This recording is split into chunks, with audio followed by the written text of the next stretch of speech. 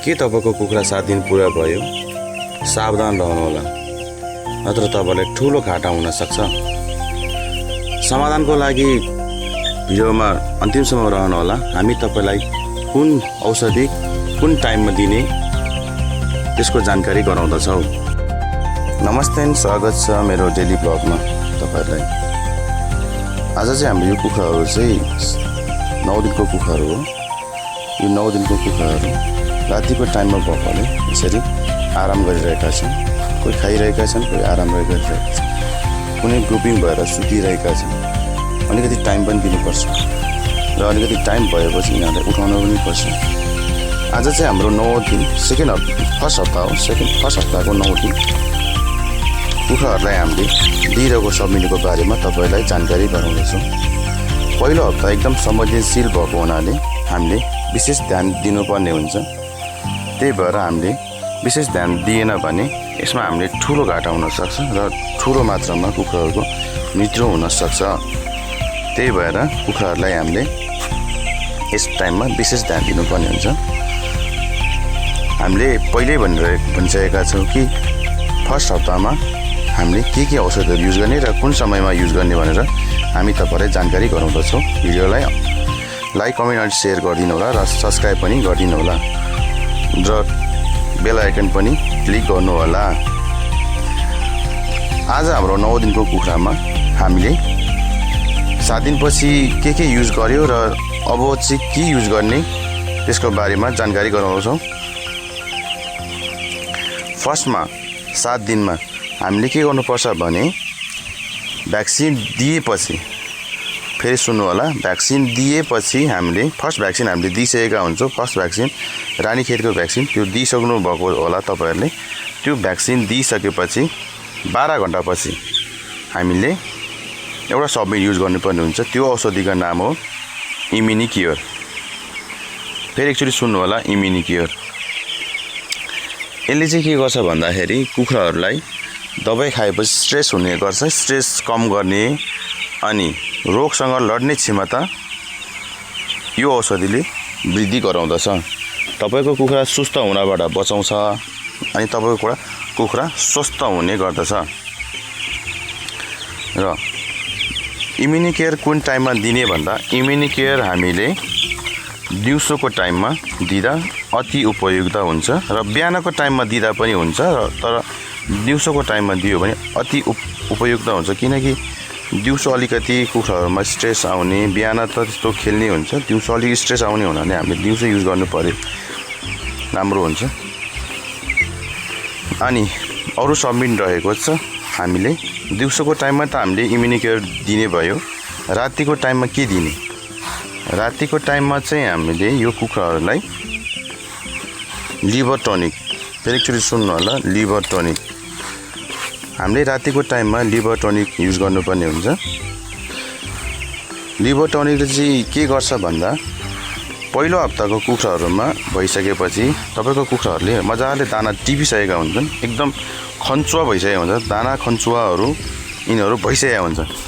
आज यो 9 दिनको कुखुराहरूले यति मात्रामा दाना खान्छन्। यिनीहरू 24 घण्टा दाना खाने हुन्छ। त्यही 24 घण्टामा 2 घण्टा मात्रै रेस्ट गर्ने हुन्छ। यिनीहरू 2 घण्टा रेस्ट गरेपछि उठेर यिनीहरूको काम भनेको ननस्टप खाने हो। त्यही भएर कुखुराहरूलाई त्यस्तो ननस्टप खाँदाखेरि पाचन प्रक्रियामा अलिकति समस्या पर्न सक्छ। त्यसको लागि हामीले युज गर्नुपर्ने हुन्छ लिभर टनिक। फेरि एकचोटि सुन्नु होला, लिभर टनिक।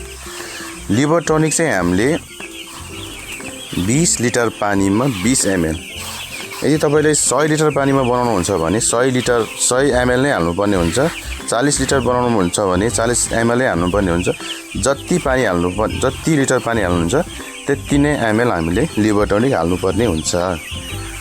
लिभर टनिक हामीले रातिको समयमा, रातिको चिसो समयमा दिनुपर्ने हुन्छ। किनकि यो अलिकति दबाई अलिकति खरो हुनाले यो खाएपछि आराम गरेपछि ज्यानमा लाग्ने भने हुनाले यसलाई हामीले राति दिनुपर्छ। रातिको टाइममा कुखुराहरू आराम गर्ने हुन्छ। आराम गर्ने कुखुराहरूले यसको एकदम यसले राम्रो गर्ने भएकाले हामीले राति नै दिनुपर्ने हुन्छ यसलाई।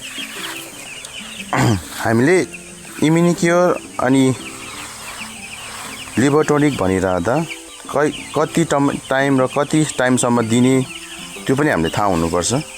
लिभर टनिक हामीले म्याक्सिमम 5 दिनसम्म ननस्टप दिनुपर्ने हुन्छ। रातिको टाइममा 5 दिनसम्म ननस्टप दिनुपर्ने हुन्छ। र इम्युनि केयर हामीले सकेसम्म पहिलो हप्ताको 2 दिन अगाडि भ्याक्सिन दिनुभन्दा 2 दिन अगाडि दियो भने अति उत्तम। र भ्याक्सिन पछाडि हामीले 2 या 3 दिनसम्म लगातार दिइरहनुपर्छ। लगातार दिउँसोको टाइममा हामीले 2 दिन या 3 दिनसम्म दिइरहनु पर्ने हुन्छ। तेस्रो दिन तपाईको 12औं दिन चलेपछि या 11औं दिन चलेपछि हामीले इम्युनि केयरलाई बन्द गरिदिनुपर्छ, दिनु हुँदैन इम्युनि केयर। त्यसपछि हामीले 2 दिन अर्थात् 1 दिन इम्युनि केयरलाई बन्द गरेर हामीले लगातार रूपमा लिभर टनिक चाहिँ दिइरहनु पर्ने हुन्छ। इम्युनि केयरलाई बन्द गरेर तपाईको 14 दिन लाग्न 2 दिन बाँकी हुन्छ। 11 दिनमा हामीले बन्द गर्यौं। 11 दिनमा हामीले सादा पानी दियौं र 14औं दिनमा राति 12 घण्टा भन्दा पछाडिसम्म हामीले इम्युनि केयर 2 दिन अगाडि या 1 दिन अगाडि दिनुपर्ने हुन्छ। किनकि त्यसपछि हामीले सेकेन्ड भ्याक्सिन दिनुपर्ने हुनाले सेकेन्ड भ्याक्सिन गम्बारुको भ्याक्सिन हुन्छ। गम्बारु रोग भनेको एकदम प्राणघातक रोग हुन्छ। त्यसको लागि बचाउन हामीले सेकेन्ड भ्याक्सिन दिनुपर्ने हुन्छ। सेकेन्ड हप्तामा सातौँदेखि 14औं दिनमा हामीले त्यो दिनुपर्ने हुन्छ। त्यसको लागि हामीले इम्युनि केयर भ्याक्सिन दिनुभन्दा 2 दिन अगाडि हामीले इम्युनि केयर युज गर्नुपर्ने हुन्छ। इम्युनि केयरले के गर्छ भन्दा अघि भने मैले इम्युनि केयरले तपाईको कुखुराले स्ट्रेस आउन दिँदैन, तपाईको कुखुरा झोक्रिन दिँदैन, तपाईको कुखुरालाई रोगसँग लड्ने क्षमता वृद्धि गराउँछ।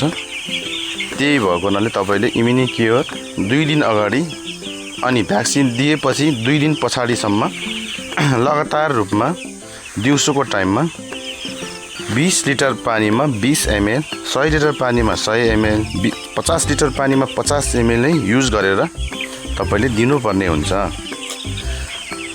यति दिइसकेपछि अरु सब्जीहरू खासै केही नपर्ने हुनाले हामीले युज गर्ने भनेको इम्युनि केयर र लिभरलाई एकदम दरिलो बनाउन र पाचन प्रक्रियालाई दरिलो बनाउन हामीले लिभर टनिक युज गर्नुपर्छ भने रोगसँग लड्ने क्षमता बढाउन या स्ट्रेसबाट बचाउन हामीले इम्युनि केयर युज गर्नुपर्ने हुन्छ। तपाईलाई मैले छुटाएको 11 देखि 12 दिनमा के खुवाउने? तपाईले 11 देखि 12 दिनमा तपाईले त्यस्तो केही खुवाउनु पर्दैन। तपाईले बस पानी सफा गर्ने भ्याक्सिन त्यो भिसाइड भन्ने हुन्छ, पानी सफा गर्ने त्यो चाहिँ हामीले रेगुलर रूपमा युज गर्नुपर्ने हुन्छ। त्यो मात्र दिएर हामीले 2 दिनसम्म सादा पानी युज गर्दा पनि हुन्छ। जब 13 या 14 दिनमा चाहिँ हामीले इम्युनि केयर युज गर्नुपर्ने हुन्छ। त्यसपछि 15, 16 र 17 दिनमा हामीले इम्युनि केयर युज गर्यो भने अति उत्तम हुनेछ। तपाईलाई भिडियो कस्तो लाग्यो? जस्तो लाग्छ त्यस्तै सल्लाह सुझाव दिनु होला। तपाईले मेरो भिडियोमा तपाईले के सिक्नुभयो, के जान्नुभयो त्यो पनि कमेन्ट गर्नु होला र लाइक, कमेन्ट अनि सब्स्क्राइब गर्नु होला। हस्त, नमस्ते।